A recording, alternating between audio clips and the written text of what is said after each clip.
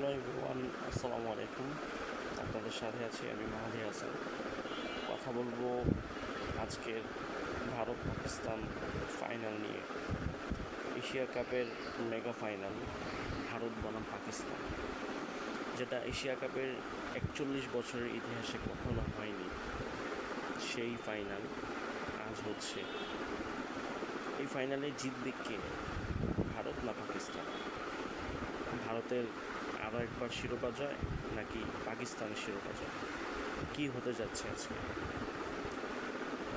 ভারত পাকিস্তান দুই দলের মধ্যকার যে রাজনৈতিক ইস্যু, দুই দেশের মধ্যে যে রাজনৈতিক টানাপোড়েন, সেটা আমরা লক্ষ্য করেছি গত কয়েক মাস ধরেই। দুই দেশের সীমান্তে গোলাগুলি, দুই দেশের মধ্যে সম্পর্ক আরও খারাপ হওয়া, অনেক কিছুই ছিল। আর সেই সম্পর্ক খারাপ হওয়ার বিষয়টি আরও প্রকটভাবে খারাপ দিকে চলে যায় এই এশিয়া কাপের ম্যাচে। এশিয়া কাপে এ পর্যন্ত গ্রুপ পর্ব, সুপার ফোর সব মিলিয়ে দুইবার পাকিস্তান ভারত একজনের মুখোমুখি হয়েছে।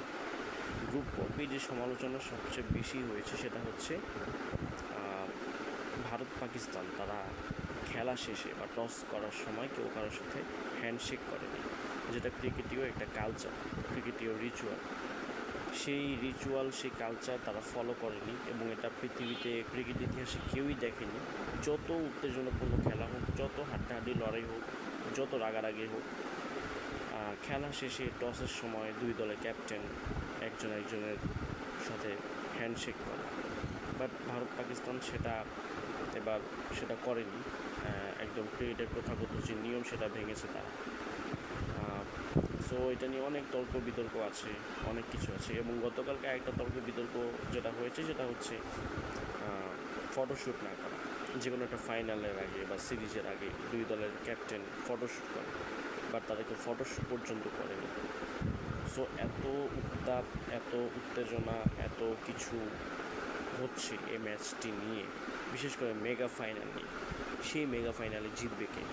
আমরা দেখেছি সুপার ফোরের ম্যাচে হ্যারিস রৌফের সাথে অভিষেক শর্মা আর শুভমান গিলের উত্তেজিত মুহূর্ত, কথা কাটাকাটি, হ্যারিস রৌফের অঙ্গভঙ্গি, তারপরে ইন্ডিয়ান ক্যাপ্টেন সূর্যকুমারের বিতর্কিত মন্তব্য, তারপরে সাহিবজাদা ফারহানের ফায়ারিং স্টাইলে সেলিব্রেশন, সব কিছুই আমরা দেখেছি।